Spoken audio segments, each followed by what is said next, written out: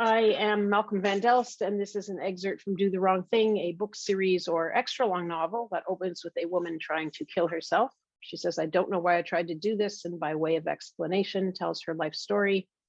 We're about 120 or so pages into book 3. Working title is Shiny Pretty Gothic. Last week in Do the Wrong Thing, Ava met a guy at a party and fell in love or lust. This is a continuation of a chapter called One Step Back and Resting in a Supply Cupboard. Much too soon, I'm at a posh Release row house, all dark wood inside, shaking Edward's father's hand while his mom looks on. A beautiful place, characteristic. Edward's dad is dean of St. Martin's, a prestigious private boys' school, and his mom is an English teacher there. The house reeks of tradition and stateliness while not being extravagant. Dark leather couches instead of Louis XIV settees, you know? There's a fantastic sunken library right off the dining room. You step down a couple steps and you're surrounded by books from the floor to the extra tall ceiling. The bookcases have a ladder attached to a railing around their tops. One comfy chair and a small table sit off to the side near a window. One chair only, my dream library. Edward's dad smiles with a hard glint in his eye, like my mom. Tall and burly with a perfectly manicured beard and mustache, he wears a burgundy sweater over a patterned shirt with gray dress pants. Edward's mom is, well, she's his counterpart. Tall, not fat, but not thin. Pink cheeks and short brown hair. She wears a white floral patterned dress, the same steely glint. Theo, Edward's older brother, looks like Edward's twin, but their personal styling couldn't be more different if they tried. They probably have tried. Scratch that, Edward has probably tried. Theo wears a crisp white dress shirt, black, sharply pleated dress pants, and shiny black shoes. His hair is short, stock trader. He has the same wide open with excitement eyes as Edward. Edward's eyes always look that way, even when he's not excited. But I think it makes him excited too, because people assume he's excited about stuff. So he is. Right now, Theo is excited. Remember Jared, the son of British Telecom's vice president, who was in my strategy class at Oxford? The one who offered me a job my first year at Oxford? Theo glances over at me. Well, he's the one that got me the meeting with Alan LeBlanc at Bombardier because his dad went to Oxford, Loic LeBlanc, who also went to Oxford on scholarship, like me. He glances at me again. That's great, son. Edward's father's beams in a self-satisfied way, eyes sending out sparks like flint against stone. We're so proud of you, his mom enthuses. It gets even better, Theo continues. LeBlanc went to St. Martin's. LeBlanc was so excited about the son of the dean at St. Martin's, another Rulesian who went to Oxford on scholarship, that he said he had to meet me. Edward's dad chuckles and stands taller. And guess how I met Rupert Murdoch? Theo, Edward's dad, and his mom all look over at me. I guess I'm supposed to know who this is. I smile, widen my eyes, and say, wow. I was at the yacht club. Theo goes on and on about the people he's met and how impressed they've been with him. Business, management, drop name, drop term, drop association. Theo, I gather, is the good son, while Edward is the errant one that disappoints. We eat roast beef and potatoes. Edward's arm around me, warm, I snuggle in. Beyond the elaborately patterned Indian cotton sheets Rick is draped over the pipes to separate my bedroom from the rest of the party, the girl who looks like me but younger dances. It hurts to know she's there, smiling and happy in the knowledge of her power, her youth. I saw how Edward looked at her when they were talking. Rick, Michelle's boyfriend or ex-boyfriend, they seem to split, then get back together all the time. And Neil liked to throw parties at our warehouse. Mushrooms are incredible. I shouldn't have been afraid.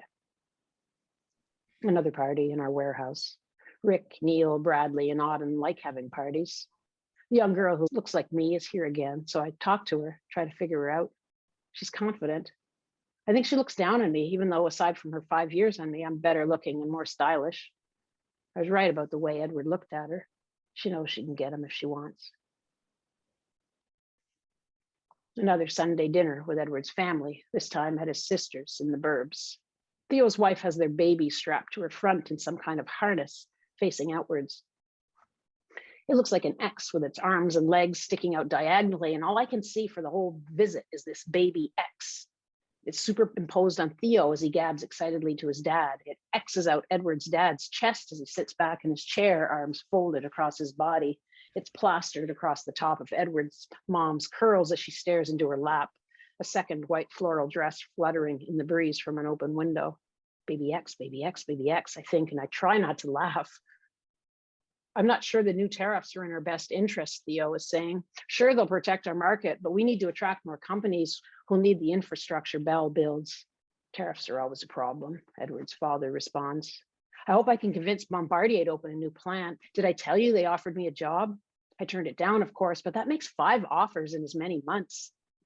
Theo's wife is in the bedroom with the baby, trying to get it to sleep. The table is silent when Theo stops talking. Edward's father is big. Did I mention that? A big, imposing, silent man.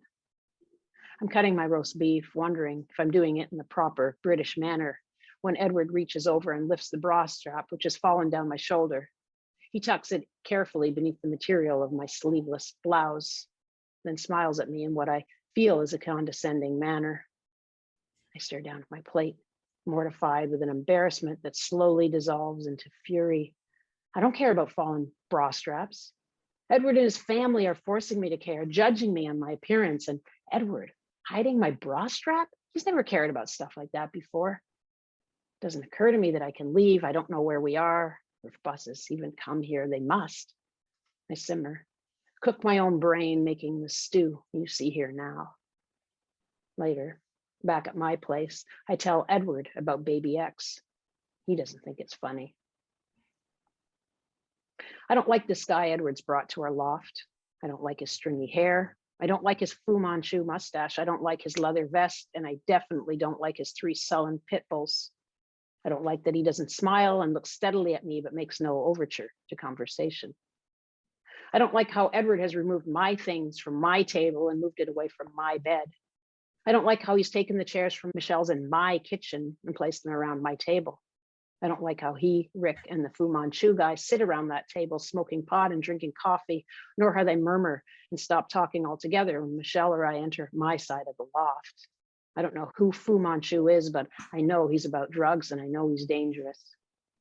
Michelle and I are going to see The Last Temptation of Christ at the film festival. I can't wait. In the book, Jesus is an unwilling Messiah who rejects his calling right up until the end when he's dying on the cross.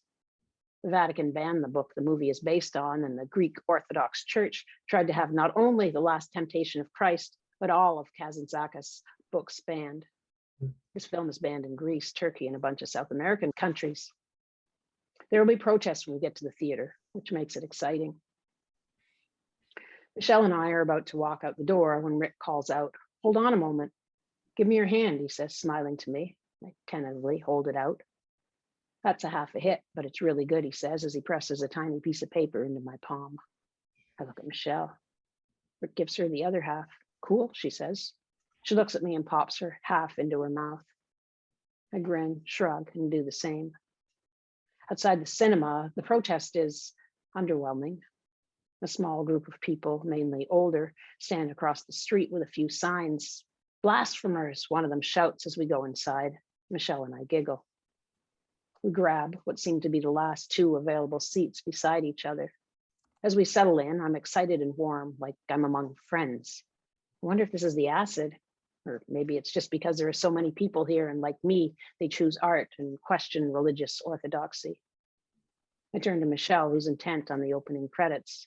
I look around at the faces illuminated in reds and oranges. They light up in yellows as the scene changes. I look back to the screen, a desert with the camera circling above a man who lies on the ground. The desert is so hot, I'm burning up. That makes no sense. I start laughing. Michelle laughs. "Shh." I grip my armrests and Jesus begins to dream.